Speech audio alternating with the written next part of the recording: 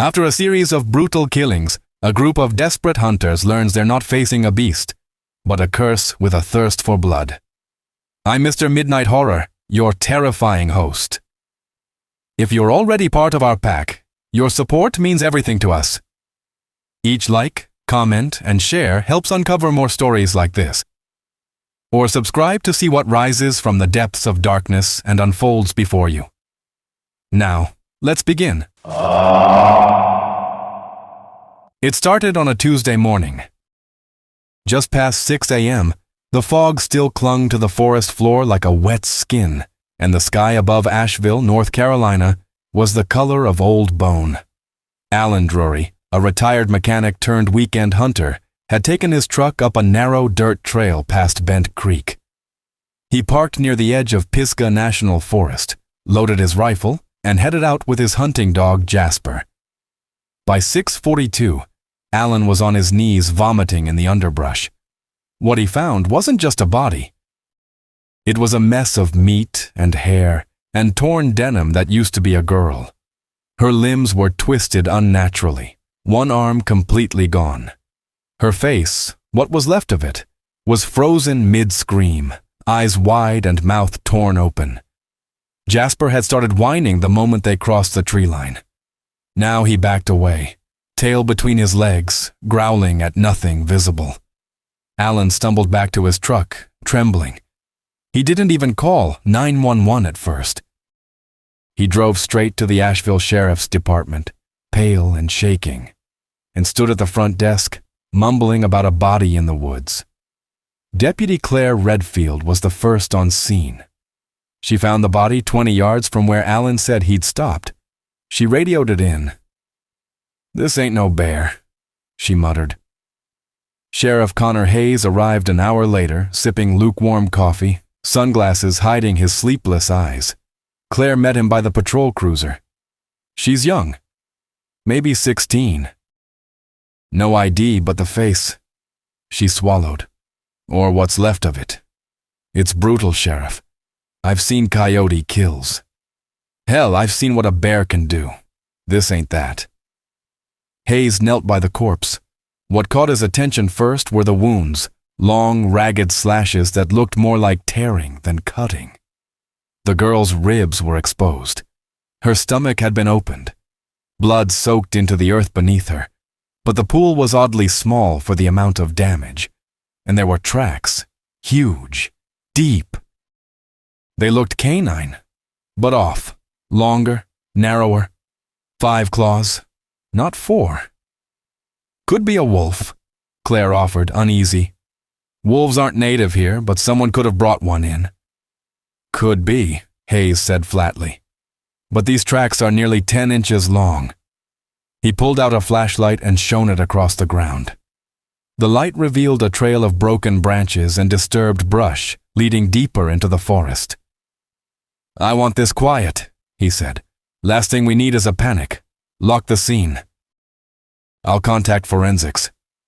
By mid-afternoon, the forensic team had bagged what remained of the girl. A deputy was sent to search missing persons reports, but no matches came back. No family filed anything. No friends called the station. She was a ghost, and whatever had done this, still out there.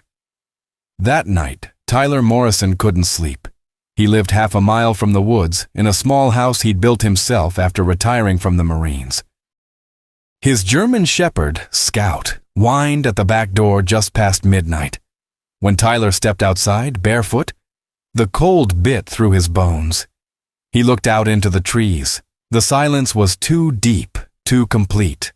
No insects, no birds, no movement. Scout let out a low growl. Tyler turned just in time to see a shape dart between the trees. Too fast, too tall. He went back inside, loaded his rifle, and sat by the door until the sun came up. Across town, Rachel Yazzie sat in the back of her grandmother's old cabin, running her fingers across the ancient carvings on the stone walls. Symbols passed down for generations, warnings etched by hands long gone. She'd felt it too, the shift in the woods, like something had awakened. Her grandfather used to talk about it. The skinwalker that wasn't a man, the thing that wore the moon like armor. Back at the sheriff's department, Hayes stared at the photographs of the corpse spread across his desk. The face, the wounds, the tracks. Something itched at the back of his brain. He leaned back in his chair and said aloud, to no one, "What the hell are we dealing with?" Then, late that night, a second call came in. A man out walking his dog near Craggy Gardens had found another body. This one even worse. The boy had been torn clean in half. Connor Hayes was already in uniform by the time the sun cracked through the clouds the next morning. The report from Craggy Gardens hit his desk just after 6 a.m. The body of the boy, 17, later identified as Jeremy Rollins, had been discovered in 2 pieces on either side of a hiking trail. His parents had reported him missing only 3 hours earlier. Hayes arrived at the scene before the forensic team. It was colder than usual, in the low 40s Fahrenheit, with dew still slick on the leaves and the trailhead nearly empty. The crime scene tape flapped gently as he ducked under it. Jeremy's torso lay face down, ribs shattered, spine visible through torn muscle. His legs were 20 feet away, tangled in the underbrush. The head was found perched on a low rock, eyes still open, lips curled in something between shock and horror. Claire stood nearby, pale, arms crossed tight. "It's the same thing, isn't it?" she asked. "Like the girl yesterday?" Hayes didn't answer right away. He studied the area. The blood trail, the broken branches, and again, those tracks. Huge, clawed. Deeper than before, as if whatever it was had grown bolder. "This wasn't an ambush," Hayes said. "This was a hunt." By noon, the local news had caught wind of the animal attack. The city tried to keep things quiet, but rumors spread like wildfire. 2 teens, days apart, both slaughtered within a few miles of each other. Parents started pulling their kids out of school. Hikers canceled plans. Campgrounds emptied. That afternoon, Hayes paid a visit to Rachel Yazzie. She lived alone on the outskirts of Asheville, in a small house near the Blue Ridge Parkway. Her front yard was lined with wind chimes and animal bones hanging from trees. Decorations passed down from older traditions, rooted deep in her Diné ancestry. Rachel wasn't someone Hayes normally trusted, but right now, he was out of options. He didn't mince words. "Do you believe in creatures? Things not supposed to exist?" Rachel tilted her head. "You mean like skinwalkers?" Hayes hesitated. "I'm talking about something that walks on 2 legs, tears people apart with claws, leaves tracks bigger than my damn boot." She didn't laugh. Instead, she stood, walked to a shelf, and pulled down a small carved totem, worn from age. "There are things that hide in the woods," she said. "Not all of them are spirits. Some are curses, old ones, passed from blood, from pain." Hayes crossed his arms. "You're saying this is, what, a person?" "Maybe once, not anymore." Meanwhile, Tyler Morrison was back in the forest. He hadn't told anyone about what he saw. It wasn't fear. It was instinct. The same sense that had kept him alive through 3 tours in Afghanistan told him this thing was still close. He tracked the ridge where Scout had growled the night before.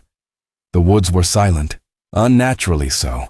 Half a mile in, he found something strange. A set of deer antlers lodged into the trunk of a tree. Not hanging, not fallen. Driven in. Blood still wet. Further along, he found something worse. The body of a coyote, torn in 2, its head crushed like a can. Nearby, a nest of bones, raccoon, rabbit, even a fox, arranged in a circle.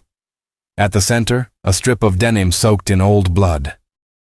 It looked like part of the girl's jacket. Tyler turned to leave, and that's when Scout started barking from the ridge above. But it wasn't the bark of excitement. It was panic.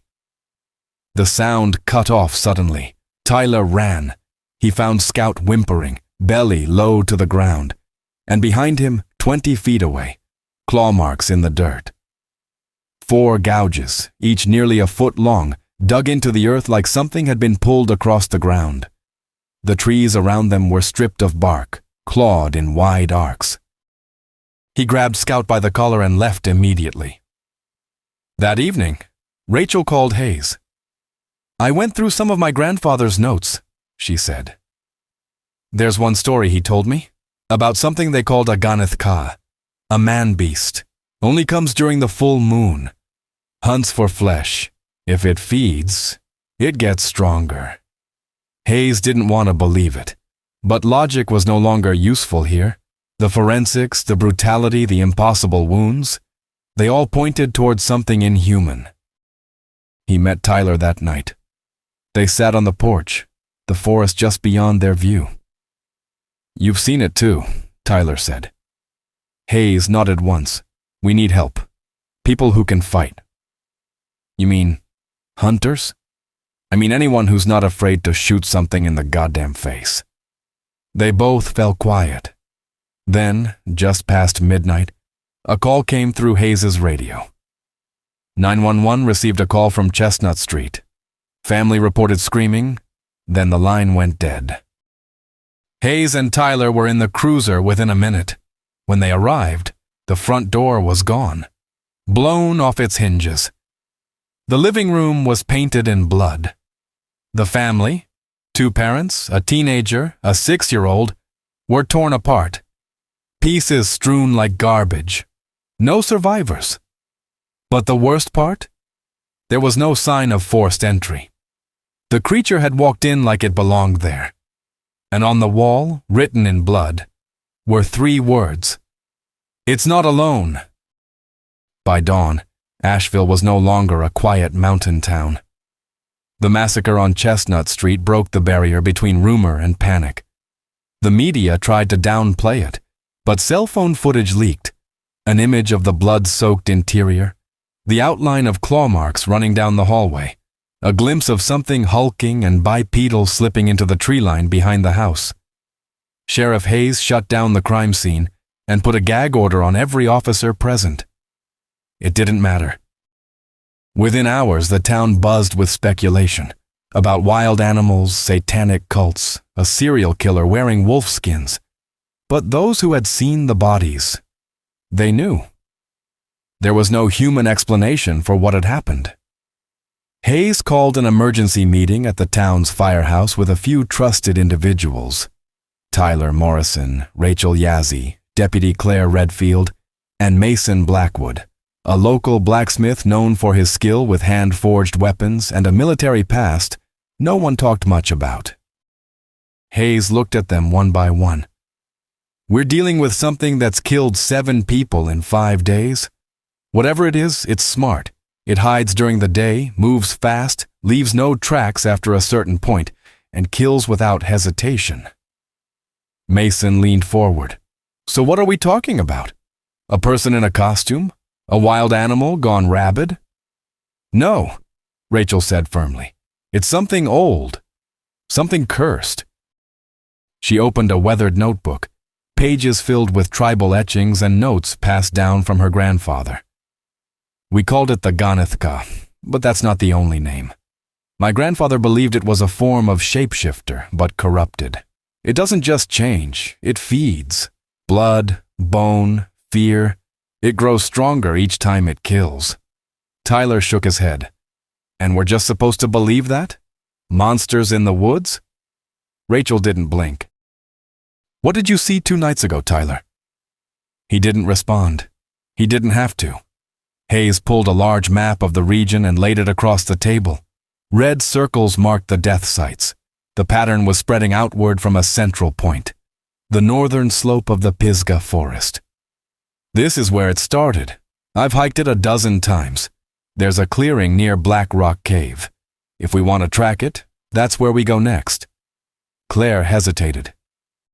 "Shouldn't we wait for state backup?" Hayes looked at her grimly. "They won't come. I filed the report. 2 hours later, I got a call from someone in Raleigh. They're classifying it as local disturbance. We're on our own." The room went quiet. Mason stood, arms crossed. Then we hunt it. That evening, the group headed into the woods in 2 trucks. Each brought what they had. Tyler carried his scoped rifle and a sidearm. Rachel packed traditional weapons, obsidian-tipped arrows, and a short hunting blade blessed by her grandfather years ago. Mason brought a double-barrel shotgun and a custom-forged hatchet. Hayes, ever the sheriff, kept his service pistol but wore a tactical vest beneath his flannel. The deeper they moved into Pisgah, the heavier the silence became. The wind died. Birds vanished. Even the insects refused to sing. By the time they reached the clearing near Black Rock Cave, the sun was already setting. Rachel moved ahead, examining the ground. "There," she said, pointing to a patch of disturbed leaves. "It's been here." The soil was scattered with prints, some human, others too large, too wide. All of them pointed toward the cave. They approached cautiously. The entrance was wide, a natural split in the rock face that sloped into darkness. Hayes raised his flashlight. The beam barely pierced the black inside. "Smell that?" Mason muttered. The air reeked rotting meat, sweat, decay, and something worse, something unnatural, a sour burning stench that clung to their throats. They entered. The cave went deeper than expected. 10 feet in, Rachel stopped. "Don't step there," she whispered. A crude tripwire, made from sinew and bone, stretched across the tunnel. A makeshift trap. The creature had prepared this. It expected visitors. As they moved past the trap, the walls narrowed. The floor became slick with moisture and something else, dark stains that soaked into their boots. Finally, the tunnel opened into a wide chamber. Bones littered the ground, animal and human. Scraps of clothing, jewelry, teeth. In the center, a large circle had been carved into the stone. Symbols surrounded it. Ritualistic. Rachel knelt to examine them. "This is old. It was bound here once." Hayes turned. "You mean someone trapped it?" "Yes," she said. "But the binding was broken, maybe recently." A sound cut through the silence. Not a growl, not movement. Breathing. Heavy, raspy breathing. From the darkness at the far end of the cave, something moved. Red eyes blinked open, reflecting the flashlight beams. Then it charged. The group scattered. Mason fired both barrels into the dark. Too early. The creature dodged, a blur of muscle and shadow. It slammed into Claire, hurling her into the stone wall with a sickening crack. Rachel screamed her name, but she didn't move. Tyler dropped to one knee, aimed, and fired. The bullet hit something.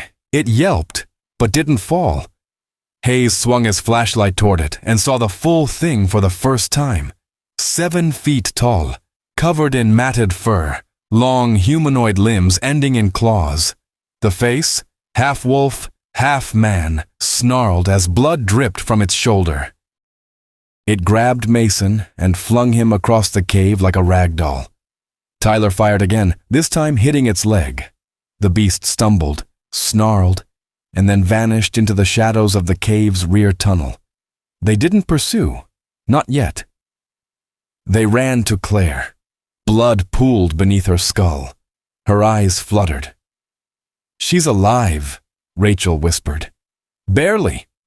Mason groaned nearby, clutching his ribs. "2 shots to the damn thing and it's still walking," he hissed. Hayes looked at the dark tunnel where the creature had vanished. "This wasn't a lair," he said. "This was a trap. It knew we were coming." He looked back at the others, and now it knows our faces. Claire Redfield died just after 2 a.m. They carried her out of the forest on a makeshift stretcher. The cave's entrance swallowed behind them, the creature long gone. Hayes tried CPR until her lungs stopped resisting. Mason whispered something under his breath, maybe a prayer, maybe a curse. Rachel just closed her eyes. It was the first real casualty among them, and it wouldn't be the last. Back at Tyler's cabin, the survivors gathered in silence. Mason had 3 cracked ribs. Rachel had a deep gash along her arm. Hayes's hands wouldn't stop shaking as he poured a whiskey, downed it in one go, and didn't bother to pour a second. Tyler stood by the window, watching the woods. "It was testing us," he muttered, "playing with us." "It wasn't supposed to be loose," Rachel said. "Those symbols, they were a binding. Something or someone broke it." "Or it got smart enough to break it itself," Mason added. Hayes turned to Rachel. "You said this thing was bound before. What does that mean? How do you stop something like this?" Rachel hesitated. "There's only one way. You don't trap it, you kill it, and only one thing kills it for good." "Let me guess," Mason scoffed. "Silver bullet?" "Pure silver, forged by fire, blessed." Tyler paced the floor. "Where the hell are we supposed to find that?" Mason sighed, cracked his knuckles, and stood. "I've got a forge. Been running it 20 years. There's an old revolver I never finished. 45 caliber. I can melt down silver, cast a bullet." Hayes rubbed his face. "We'd need real silver." Rachel nodded. "Not plated, old coins, jewelry, something pure." They turned to her. She reached into her bag and pulled out a silver necklace, simple, dull from age, engraved with a Navajo pattern. "My grandmother gave me this when I was 12. It was her mother's before her." She placed it on the table. Tyler added a silver ring he'd carried since deployment. "Wedding band," he said simply. "Didn't end well. Let it do something useful." Hayes laid down a coin from 1901, an old Morgan dollar he'd kept since his father passed. He used to say this coin kept him safe. Mason scooped them all up and nodded. "I'll have it ready before nightfall." While he worked, Tyler and Hayes combed through the forensics again. Bodies torn apart, bones crushed, flesh stripped like meat off a carcass. Every kill had happened at night. Every track led to forest, always close to water. Rachel paced the room, murmuring old prayers. They needed more than a bullet. They needed a plan. That evening, Mason returned with the revolver. The bullet sat in a red velvet cloth, polished and gleaming. Heavy. Mean. "Hope we don't miss," he said. Rachel took it and began her ritual. She burned sage, whispered prayers in Diné. She dipped the bullet in blessed water and anointed it with ash from her grandfather's ceremonial fire. When she handed it back, her fingers trembled. "This is our only shot." They needed bait. Hayes called in an old contact, Wendy Curran, owner of a meat processing plant just outside town. Within 2 hours, they had 2 fresh deer carcasses, bled and hung from a metal hook rigged onto a tree near a clearing deep in the forest, just past a dried-up creek bed. The plan was simple. Set the trap, hide in the tree line. Wait. Rachel would track. Mason would shoot. Hayes would draw it in. Tyler, acting as backup, would take the shot if Mason failed. They reached the site just after 10 p.m. The moon was nearly full, bathing the forest in ghostly light. The air was dead quiet. No wind. No owls, just a steady hum of nerves. They waited. Minutes passed like hours. At 11:26, Rachel motioned, movement from the south. They crouched lower. Mason steadied his shotgun, the revolver tucked at his side. Tyler readied his rifle. The carcasses swayed slightly, no wind. Then, from the left, something moved. A blur. Fast. Too fast. The deer were untouched. But Rachel saw it, just beyond the trees, a glint of red eyes watching them. Waiting. "It knows we're here," she whispered. Suddenly, the bait snapped in half. Both carcasses yanked from the hook and thrown into the woods like trash. Mason fired, but too late. A tree exploded in bark and dust where the creature had stood. It circled and struck.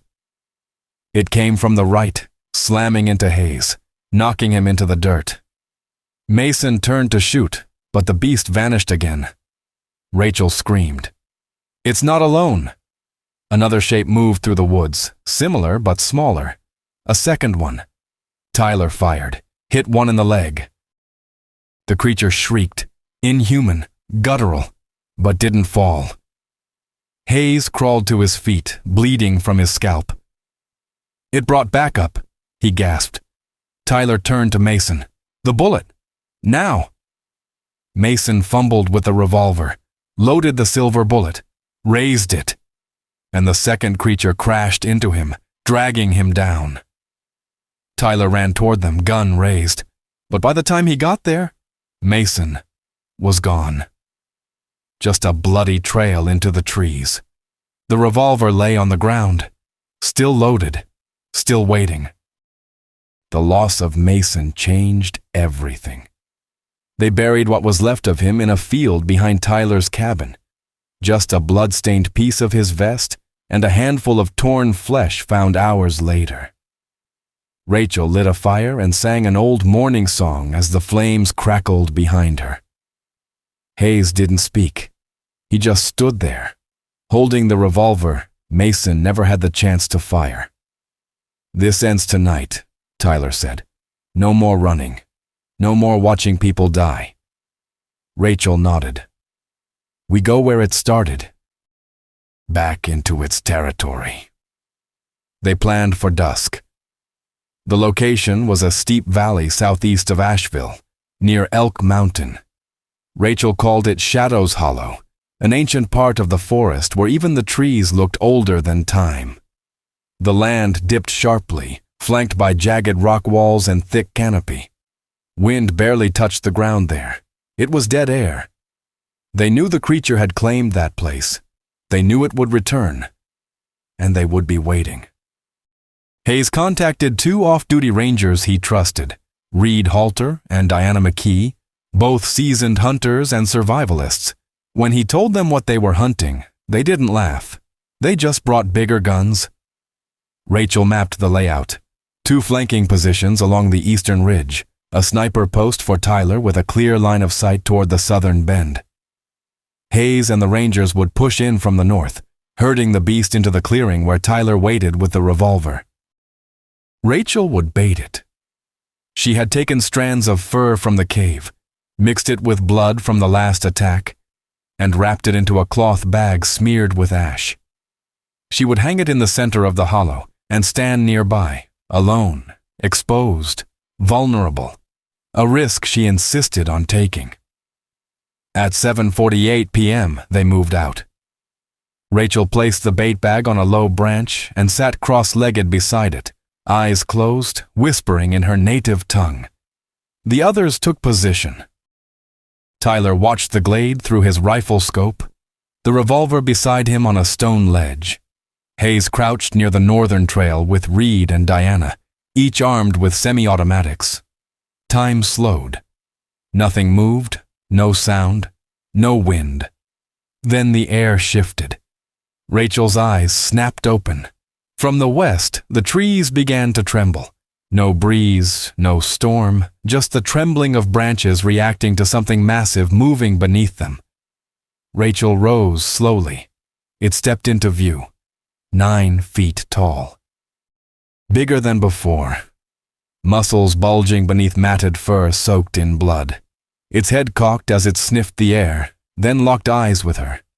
It didn't charge. It walked, deliberate, confident, like it had nothing to fear. Rachel took a step back. From the east, Reed opened fire. The creature jerked but didn't fall.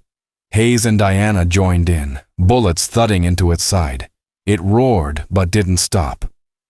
Rachel turned and ran. It followed, straight into the hollow. Tyler held his breath. He waited, counted the seconds, then gripped the revolver. When the beast reached the clearing, it paused, blood oozing from half a dozen bullet wounds, but still upright, still hungry. Tyler stood from his perch, fired once, center mass. The bullet hit. The beast screamed, stumbling backward, clutching its chest. Blood sprayed. It dropped to one knee. They'd done it. But then it laughed, not loud. A low, wet sound that didn't belong in any living throat. It stood again. The bullet wound steamed, burning, but the creature moved forward, slower, limping, but still alive. Rachel screamed. "It wasn't pure!" Hayes turned to her. "What?" "The bullet. It needed to be from consecrated silver. Mason didn't bless the whole process. Only I did after it was forged. It wasn't enough." The creature lunged. Reed was the first to go. It grabbed him by the neck and slammed him against the trunk of a tree hard enough to crack it in half. Diana fired until her gun clicked empty, then it pounced, tearing into her stomach, gutting her like a deer. Hayes pulled Rachel behind him and emptied his pistol. Tyler ran down from the ridge, the revolver still warm in his hand. "It's healing," he shouted. The creature turned to him. "New plan," Hayes said. "We hit it with fire." Tyler lit a Molotov Rachel had brought from her cabin, a crude makeshift weapon of gasoline and blessed ash. He threw it. The glass broke against the creature's chest. Flames erupted.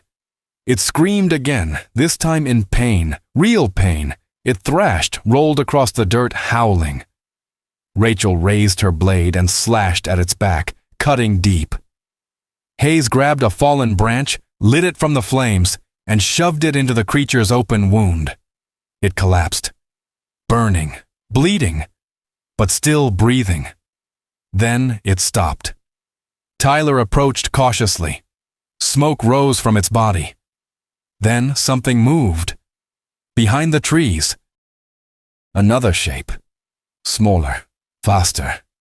A second creature, leaner, female-looking, watching. Then a third, and a fourth.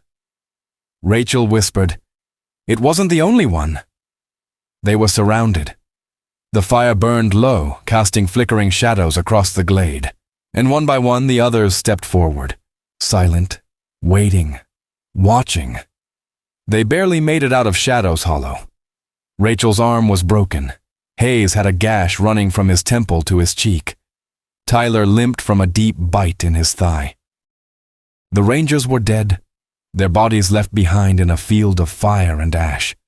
By the time they reached the edge of the forest, the others were gone. No more shapes in the shadows, no more howls.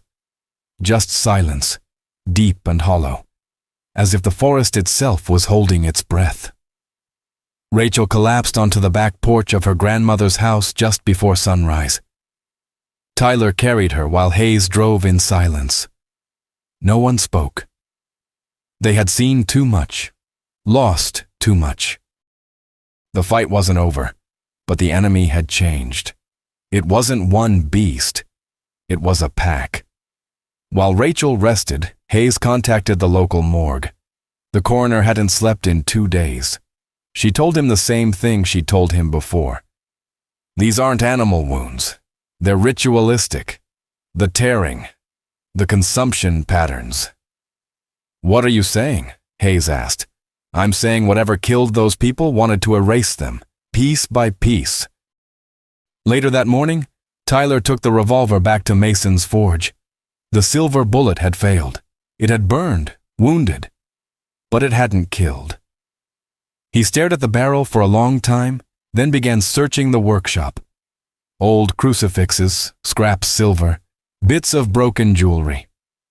Finally, behind a shelf, he found something wrapped in velvet. A small silver cross etched with tribal sigils. Rachel confirmed it. This was blessed, she said, not just prayed over. It was made during a blood moon, buried in holy ground, and passed down as a ward. They melted it that afternoon. Mason's forge roared back to life for the last time. With Rachel guiding every step, They cast one final bullet, pure, consecrated silver. She anointed it with blood, ash, and smoke from the original cave where the curse had been born. "This is the one," she said. "We only need one," Tyler replied. That evening they returned to the mountains, but not alone. Rachel had reached out to old Marlene, an elder from the eastern band of Cherokee, one of the last keepers of their most ancient rites. Marlene arrived without fanfare, carried in the back of a rusted truck, her eyes milk white from blindness, but her voice sharp as a blade. She didn't ask questions. She only said, "You brought this into the world by accident. It cannot be reasoned with. It must be buried." Hayes asked, "How do we find them?" "They'll come to you," she said, "tonight. The moon is full. The blood has not been paid."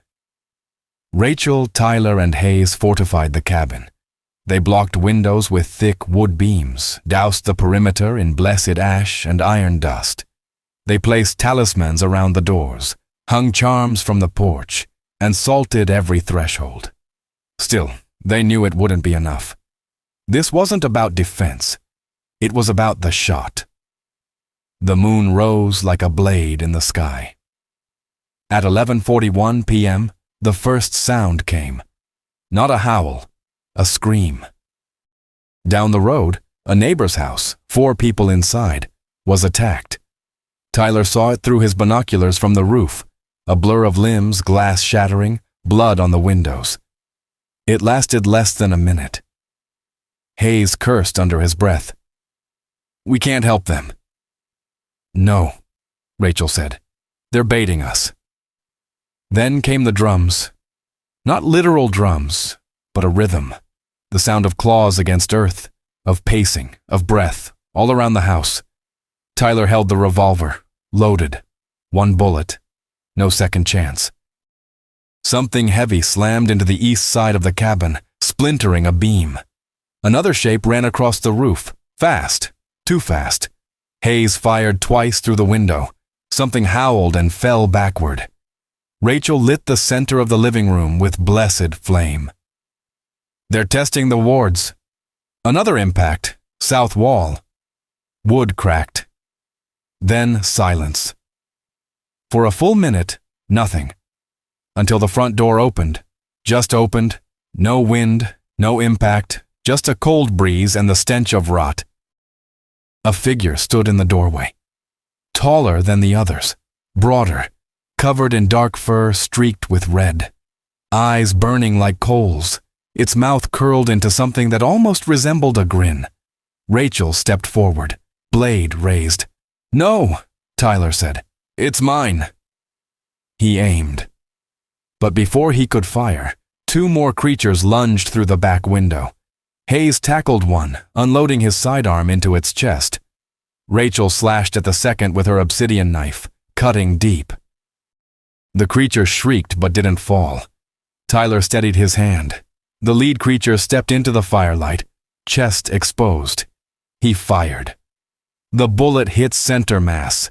The beast staggered, stumbled, and dropped to one knee. Then it howled. A sound of agony, rage, and something else. Despair. It fell backward, convulsing.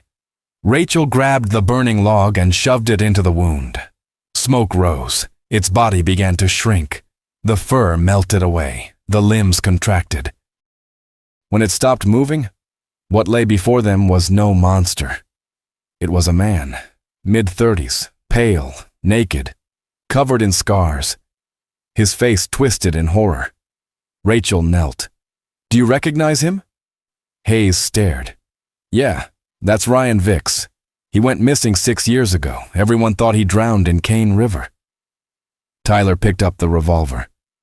"Then what the hell brought him back?" Rachel's eyes flicked to the shadows outside. They did. Outside the cabin, the other creatures stood in silence, watching, waiting. Then they turned and vanished into the trees. But the silence didn't bring peace, because now they knew. 1 bullet only kills 1 monster, and there were still too many left. They expected the monsters to retreat into the woods. They were wrong. By the next night, Asheville was under siege. It began on the outskirts. Livestock slaughtered in fenced-in farms, their carcasses mutilated and left in grotesque displays. Then it crept into the neighborhoods. The creature sightings were no longer whispers. They were everywhere. Blurry footage on phones, panicked calls to the sheriff's office, reports of people dragged screaming into the woods. But what sent the town into full collapse was the attack on the elementary school. It happened just after 8 p.m. The power went out across 3 blocks. Backup generators failed. The police scanner picked up a distress call from a janitor locked inside the school. He described something clawing at the doors, smashing windows. "I can hear them," he whispered. "They're inside. They're inside." The line went dead. Tyler, Rachel, and Hayes were the first responders. When they arrived, the front entrance was torn off. The air reeked of iron and something sickly sweet, like meat left too long in the sun. Blood trailed through the halls. They found what remained of the janitor in the cafeteria. His body ripped open, pinned to the wall with a broken broom handle jammed into his chest cavity. One word was scratched into the tile beside him: "Hunger!" Hayes swept the classrooms with his flashlight. Desks overturned, walls clawed. A message on the whiteboard, hastily scribbled by a child's hand: "It watches us from the window." No survivors.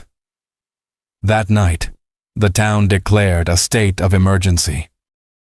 Roadblocks were set up, but no one knew where to send people. The monsters weren't following logic. They didn't strike based on need. They struck based on instinct, territory, blood. The sheriff's department was down to 3 deputies. Hayes watched them pack their bags and leave. He didn't stop them. Rachel knew the city would fall within days if they didn't act. "We have to find the nest," she said. "Where they sleep, where they hide during the day. It's the only way to burn them all." Tyler disagreed. "You saw what happened with Ryan Vicks. That wasn't just a monster. That was a man. These things, they used to be people." "Not anymore," she replied. "Whatever they were is gone. It's only hunger now." She went to Marlene, the blind elder, for answers. The old woman sat beside a bowl of smoldering herbs and listened quietly. "This curse feeds on despair," she said. "Each kill makes the bond stronger. They will multiply until this place is empty." Rachel leaned forward. "How do we stop it?" Marlene's milky eyes narrowed. "With blood, with fire, with the last breath of the one who started it." Rachel knew what that meant. The first one wasn't dead. Vicks had been turned, infected, but not the source. And somewhere in the mountains, the true alpha was still alive. They followed the trail east, deep into Mount Mitchell State Park, where sightings had spiked. By 11:30 p.m., Rachel, Tyler, and Hayes reached an old ranger station, abandoned since the 1990s. Inside, they found the nest. Not bones, bodies.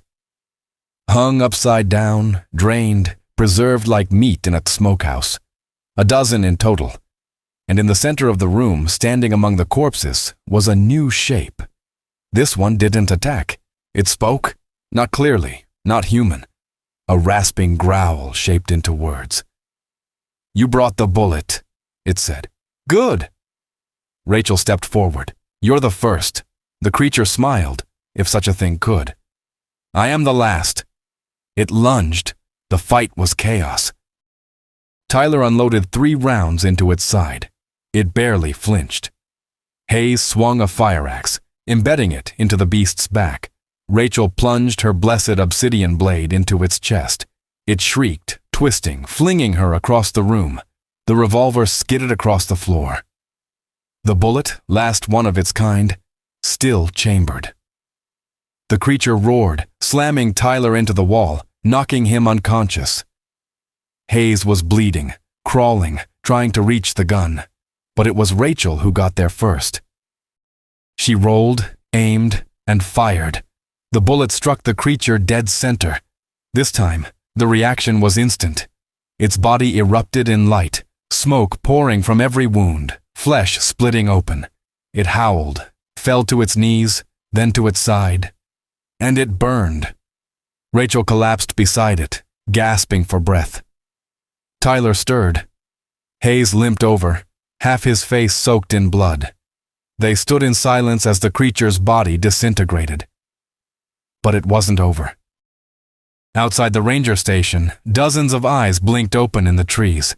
They watched the fire, then blinked out. Hayes looked at Rachel. Was that it? She shook her head slowly. It was their king, but even kings have heirs. Tyler reloaded the revolver. We hunt them, he said. Rachel nodded. Until the last one falls. And they stepped out into the cold mountain night, ready for war. The war began at dusk. It wasn't announced, and it wasn't planned.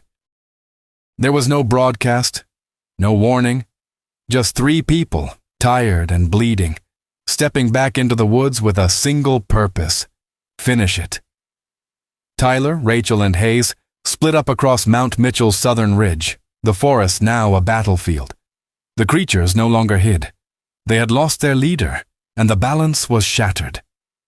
They attacked in packs now, desperate and feral, still human enough to hate, but beast enough to kill without hesitation. By nightfall, the town of Asheville was under martial law. Fires burned in the distance. The National Guard had arrived, but their bullets did little to stop what came out of the trees. Hayes saw one of the soldiers dragged out of his Humvee, torn in half before the others could blink. It wasn't war. It was slaughter, and the hunters were running out of time. Rachel moved through the woods silently, every step calculated, every breath measured. She carried her blade in one hand, her flashlight in the other. The trees whispered around her, branches creaking like bones. She found fresh blood on the trail, a smear leading toward the remains of a logging camp. Inside the main shack, she found a woman, still alive, barely. Her leg was gone, eyes wide with terror. "It talked to me," she whispered. "It looked like my son, said my name." Rachel held her hand until the woman died. Then she set the shack on fire and walked away. Tyler fought his way down the western slope, where an entire family had barricaded themselves inside an RV. When he arrived, the walls were already caved in. He found the father still fighting, swinging a kitchen knife at something twice his size. Tyler emptied his rifle into it and kept swinging until the head came off. Inside the RV, the rest of the family was gone. But one of the creatures lay in a corner, breathing, changing, slowly shifting back into a human form. It was a teenager. 15, maybe 16. Tyler stared at him for a long time, then walked away. There was no redemption here, only fire. Hayes reached the summit alone. The old fire watchtower stood silhouetted against the moon. Inside he found blood, bones, and something worse. A map. Not drawn in ink, in flesh. Skinned leather stretched across the wall, the outline of the forest burned into it. Symbols etched with claws. Targets marked in blood. It was a blueprint, for expansion, for infection. A world map, with Asheville as the beginning. Hayes turned as something entered the room. The new Alpha, tall, thin, almost elegant. Its limbs moved like a spider's. Its face was feminine, almost beautiful, until it smiled. "You kill the father," it said, "and think it ends?" Hayes aimed his shotgun. "I'm not thinking anymore." He fired point blank. The blast threw her back, but she wasn't dead. She rose slowly, skin blistered, mouth wide. Rachel and Tyler burst through the door behind him. They fought together. Blade met claw. Flesh tore. Hayes was knocked down, his ribs shattered. Rachel stabbed deep again and again, obsidian slicing muscle. Tyler took the final shot. Not with the revolver, but with fire. He grabbed a burning plank from the tower's broken wall and shoved it down the creature's throat. It screamed, high, piercing, inhuman, and collapsed in a pool of smoke and ash. By dawn, the forest was quiet. The attack stopped. No more shadows, no more eyes in the trees. They burned the bodies, everyone. Rachel recited the final rites. Tyler spread the ash across the mountains. Hayes stood beside a new grave, Mason's. "It's over," he said. Rachel shook her head. It's paused. 3 weeks later, life in Asheville resumed. The National Guard declared it a gas explosion. Local authorities blamed rabid animals. No one questioned it. People didn't want the truth. They wanted to sleep at night. Tyler left town. Hayes retired. Rachel stayed. She kept the revolver, now empty, locked in a case beneath her floorboards. Just in case. Because some nights, when the wind was wrong, she still heard footsteps on the roof, still heard whispers in the trees. The war was over. But the woods were still alive. Waiting. Connor's story in Asheville is brutal proof that some evils can't be outrun, only faced head-on, no matter the cost. The fall of one creature has only stirred the pack, and the hunt for survival is far from over. If your heart raced during that final fight, drop a like, and tell us in the comments, what would you have done in their place? Share this with someone who needs to know that in some forests, the legends hunt back. And if you've got the courage to walk deeper into the dark, subscribe to Mr. Midnight Horror and turn on the bell. So the next time the howls return, you'll be ready.